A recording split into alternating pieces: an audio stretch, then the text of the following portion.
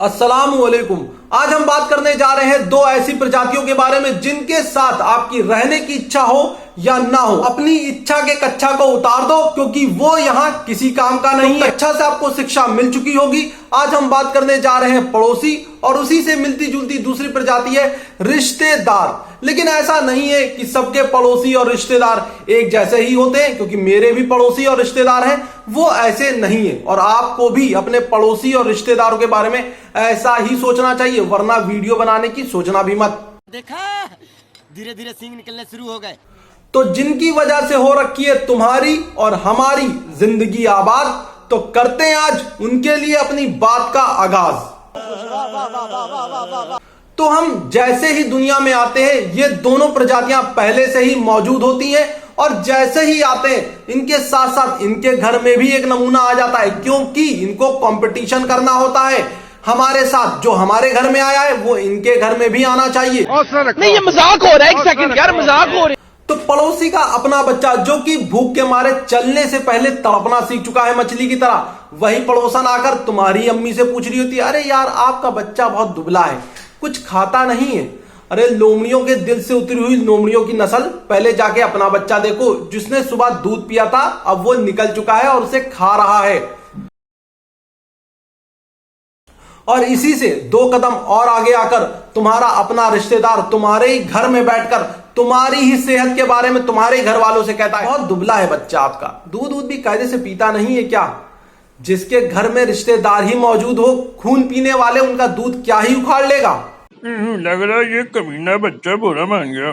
तो पैदाइश के वक्त से शुरू हुआ सिलसिला अब आगे बढ़ चुका है। अब हम बड़े हो चुके हैं और स्कूल जाना शुरू कर चुके हैं, लेकिन ये दोनों नमूने अब कहां मानेंगे और आगे बढ़ चुके हैं।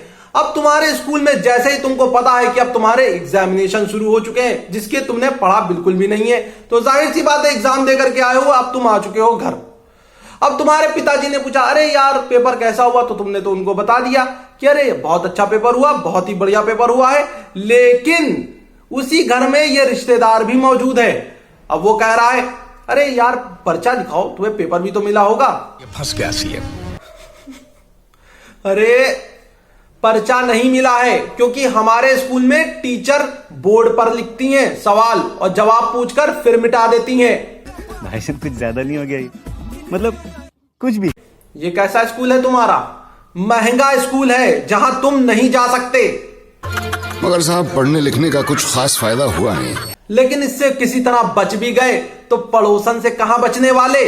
वो सब्जी लेते वक्त तुम्हारी अम्मी से पूछ रही होती, अरे कल आपके बच्चे का पेपर कैसा हुआ था, वो कल नकल करते पकड़ा गया था। तो तुम्हारी अम्मी कहती, अरे हमें तो नहीं पता, उसका तो पेपर बहुत अच्छा हो रहा है। पता कैसे नहीं है, आप ही ने तो साइन करके दिया था, वो साइन लेकर आया था।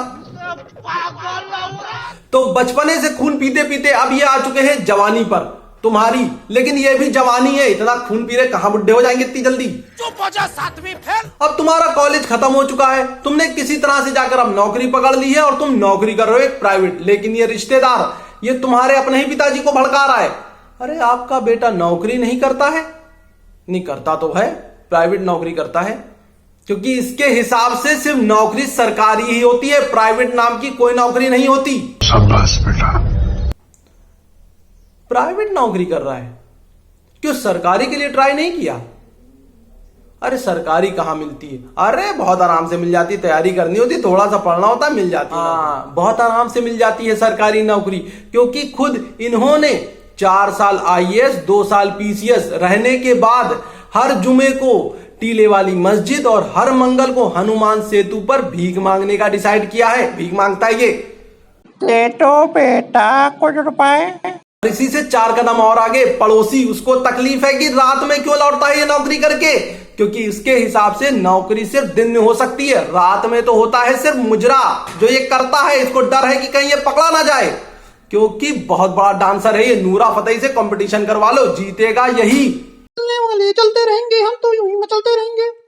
अब तुम्हें नौकरी मिल चुकी है, तुम नौकरी कर रहे हो और हफ्ते भर नौकरी में कचरे जाने के बाद तुमको सैटरडे संडे मिला है कि तुम एंजॉय कर सको, तो तुम निकल गए। लेकिन इस पड़ोसी को शक है कि तुम कहीं लड़की घुमा रहे हो, ये आकर के तुम्हारे घर में बता रहा होता है। रहा नहीं जाता, तड़प ही ऐसी है ना। आपका लड़का घूम रहा है आवारा बनकर, हमें शक है इसका किसी लड़की से चक्कर चल रहा है। सिर्फ यही एक पॉइंट है जहां हम चाहते हैं कि ये चमगादड़ों का पूर्वज सही निकल जाए, लेकिन अपनी पैदाइश की तरह यहां पर भी इसकी बातें बेफायदे की निकलती हैं, क्योंकि अफेयर तो दूर की बात है, कोई थूकने तक नहीं आ रहा है हमारे ऊपर। नहीं ठोकूंगी तो बच्चा बर्बाद हो जाएगा मेरा। और इससे बच भी गए तो रास्ते में तो तुम निकले हो, तुमने गलती से किसी लड़की से पता पूछ लिया तो रिश्तेदारन ने देख लिया, अब वो आकर के तुम्हारे घर पर कह रही अरे यार आपके लड़के का किसी लड़की से चक्कर चल रहा है, वो लड़की घुमा रहा था। अरे चीलू की अनजान प्रजाति, हम पता पूछ रहे थे उससे। यहां रेगिस्तान में उम्मीद की जा सकती है कि घास निकल आएगी, लेकिन ऐसी बंजर जमीन है हम जो भारी बारिश के बावजूद भी मैदान सफा चट है दूर दूर तक। यहाँ से लेकर अमेरिका के पूर्वी किनारे तक खुला समंदर है।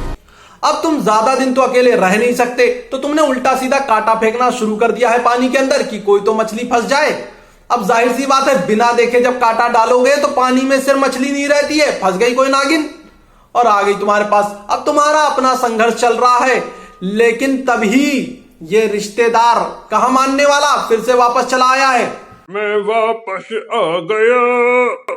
और आकर के अब तुम्हारे पिताजी को फिर भड़का रहा है, अरे यार तुम्हारी बहू ब्यूटी पार्लर गई हुई थी, क्योंकि अपनी बीवी का मेकअप मैन ये खुद है और उसके मुंह में कत्था चूना ये खुद पोतता है। इस कमीने को कैसे पता होगा ये सारी चीजें? और वो कौन सी मछली होती है जो खाल खाती है, उसका रोल भी यही उदबुलाव की गुमशुदा ब्रीड निभाती है। और इसी में चार चांद आकर के अब तुम्हारा पड़ोसी लगाता है, अरे यार तुम्हारा लड़का बहू लेकर के घूम रहा था, क्योंकि इसके हिसाब से बीवी के सामने सिर्फ नाचा जाता है, उसे लेके घुमाया नहीं जाता है, ये खुद नाचता है दिन भर। एक मिनट, बोला था ना तुमको कि ये मुजरा करता है रात में, यही है वो, इसलिए अभी भी जारी है इसका वही काम। चलने वाले चलते रहेंगे, हम तो चलते रहेंगे। इसी तरह अत्याचार करते करते ये दोनों प्रजातियां खुद तो जिंदा रहती है, लेकिन अब तुम मर चुके हो, तो कब्रिस्तान भी ये दोनों एक साथ पहुंचते हैं और वहां पर भी ये पड़ोसी बोल रहा होता है, यार ये लड़का मेरे सामने ही पैदा हुआ था और बेचारा खत्म हो गया। अरे चमगादड़ों के पूर्वज, क्योंकि तुम्हारा पड़ोसी तुम नहीं थे ना, इसलिए अब तो हम मर चुके, लेकिन इनको तब भी सुकून नहीं है। ये कुछ दिन के बाद आकर के कब्र खोद के देखेंगे कीड़े पड़े कि नहीं पड़े, तो ये खुद डाल देंगे उसमें आकर। पति नहीं आए तो मैं आगे कमीना सुकून से कैसे सो रहा। तो खैर अब कब्र में पहुंच चुके हैं, तो अपनी बात को हम यही खत्म करते हैं। जनता माफ नहीं करेगी। तो ये वीडियो सिर्फ और सिर्फ मनोरंजन के लिए था, इसलिए फालतू का दिमाग लगाने की कोई जरूरत नहीं है। टेंशन जो खुद आ रही है उसको नहीं लेना है, लेना वो है जो नहीं आ रही, यानी कि खुशियां। वीडियो को जल्दी से शेयर करो, लाइक करो और चैनल को सब्सक्राइब करो, और जैसा भी वीडियो लगता है कमेंट में लिख करके बताओ, तो हम जल्द आएंगे इंशाअल्लाह वापस। अल्लाह हाफिज।